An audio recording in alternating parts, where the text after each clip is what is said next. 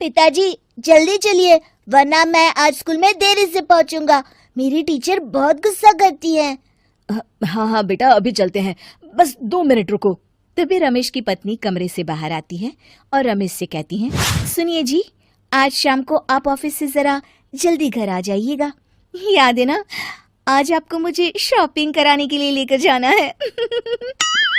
अरे भाग्यवान, इस महीने हाथ जरा तंग है। मेरी मानो तो शॉपिंग का विचार कुछ दिनों के लिए अपने दिमाग से निकाल ही दो। मैं तुम्हें अगले महीने पक्का शॉपिंग कराने ले जाऊंगा।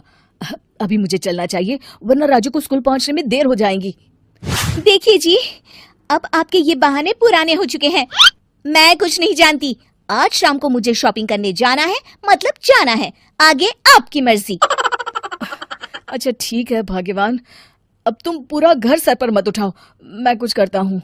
इतना कहकर रमेश अपने बेटे राजू को लेकर वहां से चला जाता है। घर से निकलने के लिए रमेश जैसे ही अपनी मोटरसाइकिल शुरू करता है, तभी उसकी माँ उसे आवाज देकर कहती है, अरे रमेश, आज शाम को मुझे कुछ पैसे दे देना। याद है ना, मैंने तुझसे कहा था कि मुझे मंदिर में चढ़ावा चढ़ाना है।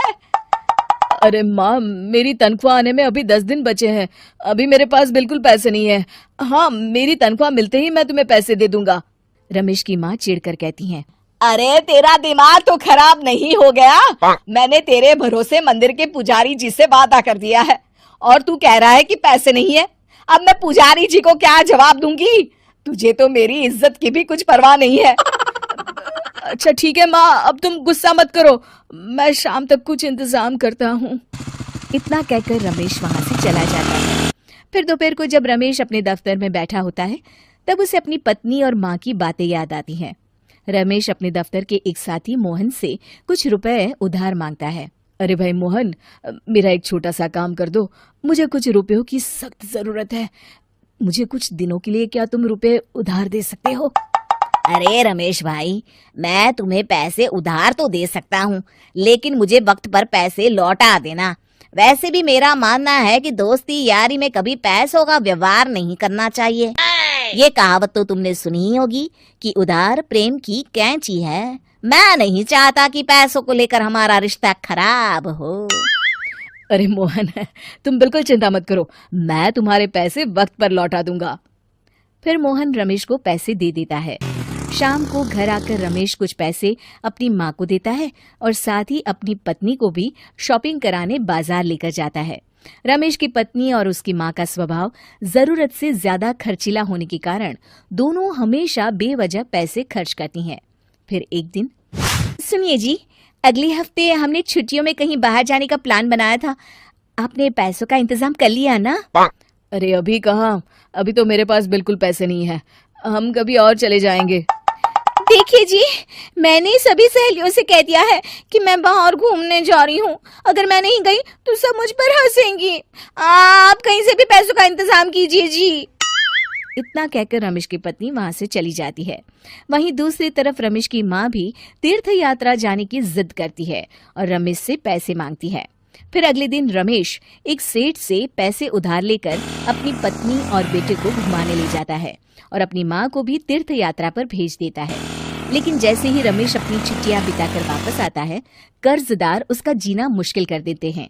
इतना ज्यादा कर्ज एक साथ अपने ऊपर देख रमेश काफी परेशान रहने लगता है। फिर एक दिन राजू की स्कूल की फीस वक्त पर न भर पाने के कारण रमेश को स्कूल में बुलाया जाता है। स्कूल के प्रिंसिपल साहब रमेश को सख्त हिदायत देते हैं कि अगर वक्त पर स्कूल की फीस नहीं भरी गई तो उनके बेटे का नाम स्कूल से काट दिया जाएगा। अपने बेटे की स्कूल की फीस भरने के लिए रमेश अपने दोस्त गिरधारी से कुछ पैसे उधार ले लेता है और स्कूल की फीस भर देता है।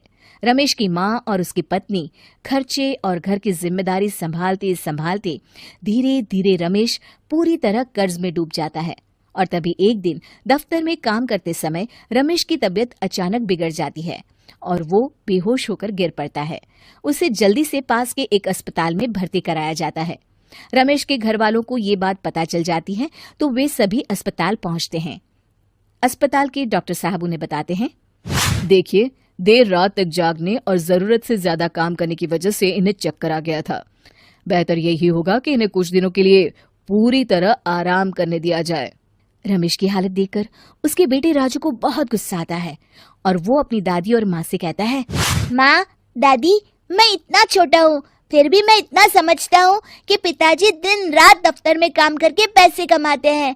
पिताजी अकेला पूरा घर संभालते हैं और आप दोनों अपने फिजूल के खर्चों के लिए उन पर दबाव डालते रहते हैं। आज पिताजी की हालत के जिम्मेदार तो आप दोनों हैं। राजू की समझदारी भरी बातें सुनकर रमेश की माँ और पत्नी को अपनी गलती का एहसास होता है और दोनों की आंखों में आंसू आ जाते हैं। फिर कुछ दिनों के बाद रमेश की तबीयत एकदम अच्छी हो जाती है और वो पहले की तरह अपने काम पर जाने लगता है। रमेश की माँ और पत्नी अब उसे किसी प्रकार की कोई तकलीफ नहीं देते और ना ही उससे किसी चीज की मांग करते हैं। फिर देखते ही देखते रमेश अपने कर्ज के सारे पैसे चुका देता है।